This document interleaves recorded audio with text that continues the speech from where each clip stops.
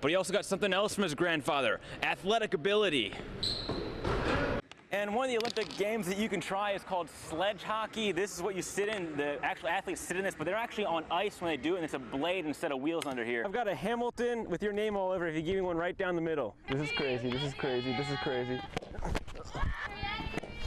I'm at Talladega. I figured I'd be driving a race car, not a spray rig. A third quarter pass that covered from right here at the 49-yard line to the 46-yard line doesn't sound like much, but for the McCarron family, it meant so much more. Hello and welcome to Alabama Tonight. I'm Kyle Berger. Don is on assignment in Tuscaloosa. Lots to talk about this Wednesday edition of the program. Let's get right to it. It was a big day on the south side for the UAB Blazers. Bill Clark was introduced as their new head coach. Auburn and Missouri had a combined 2 wins and 14 losses in the SEC last season. Now the two unexpected teams are playing in the SEC championship game on Saturday.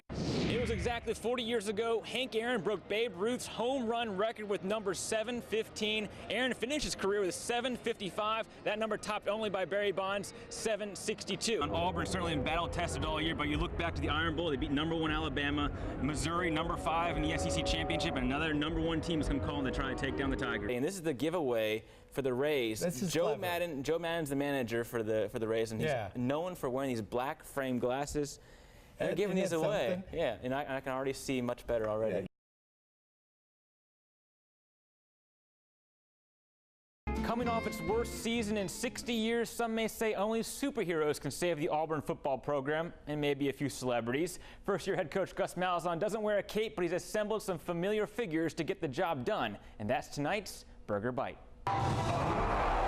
There's only one man who can get the Avengers, rapper Rick Ross, and Puss in Boots together in one place. And that's Auburn head coach Gus Malzahn.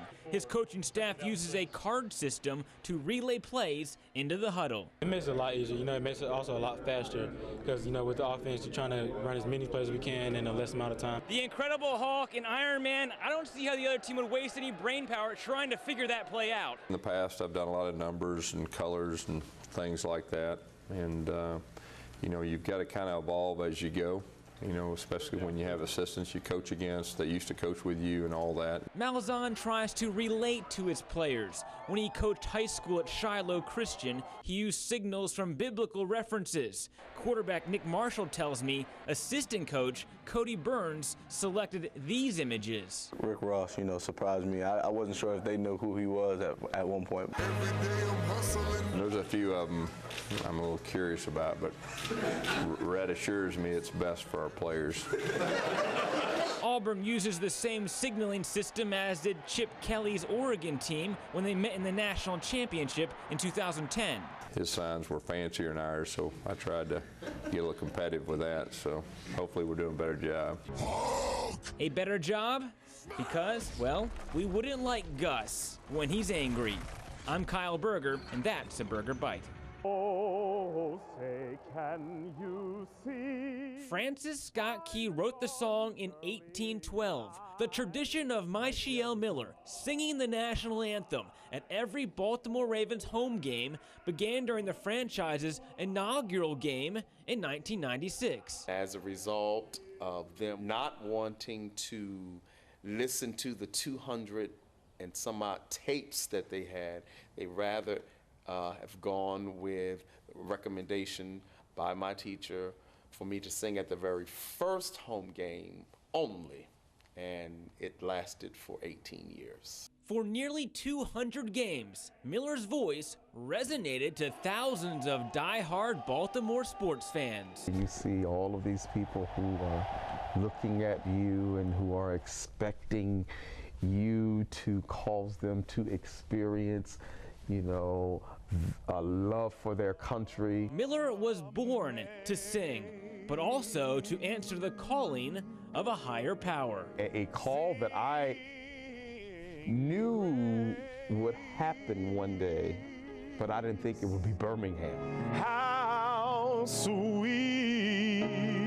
Singing gospel is his passion, but it's more than just music. It's the preaching that led him to Birmingham. I definitely was called to come to Birmingham to serve as the pastor of the St. Luke AME Zion Church. He may have sung his last song with the Ravens, but he still finds time to use that voice on Sunday morning. Singing comes easy, you know, and so that moment when I mount the pulpit, it is a moment to, you know, express to the people what I believe, you know, is what God is saying to them at the time. In Birmingham, I'm Kyle Berger, and that's a Burger Bite.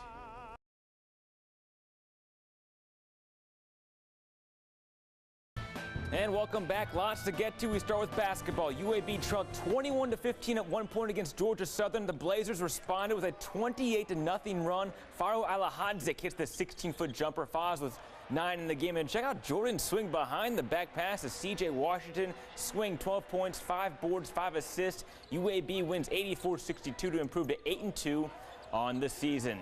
Well, no more classes and no more exams left in the fall semester. Auburn players can now focus on the BCS National Championship game against #1 Florida State. The Tigers return to the practice fields Monday to start bowl practice for its January 6th title game in Pasadena, California. Auburn will practice through the week, take a short break for Christmas, then return to campus a few days before leaving to Pasadena a week before kickoff. Head coach Gus Malzahn said this is a similar schedule that former head coach Gene Chizik used during Auburn's 2010 national championship season. I thought we had a very solid plan in 2010. For all you need to know on the Tigers, check out auburnchannel.com. From right down the road in Hueytown to the bright lights of New York City, and now a college football legend. Florida State quarterback Jameis Winston took home the Heisman Trophy Saturday night. Winston became the youngest player to ever win the award and just the second freshman to do so.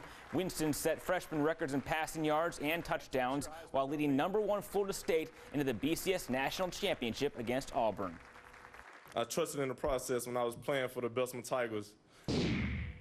So here's a look at the results of the Heisman vote. Winston received 668 first-place votes, giving him an easy victory over Alabama's A.J. McCarron, who finished second. Auburn's Trey Mason finished 6th. Despite not winning, McCarron enjoyed his first-ever trip to New York City.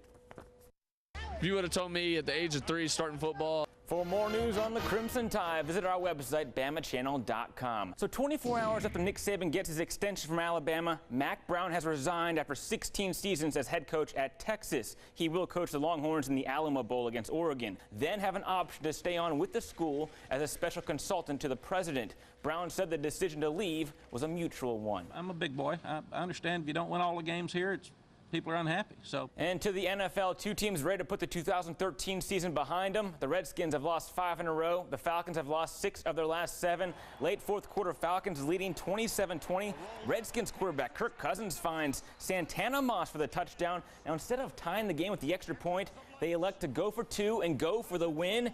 Cousins rolls out and his pass deflected, and the Falcons survive 27-26. How about the Cowboys and the Packers?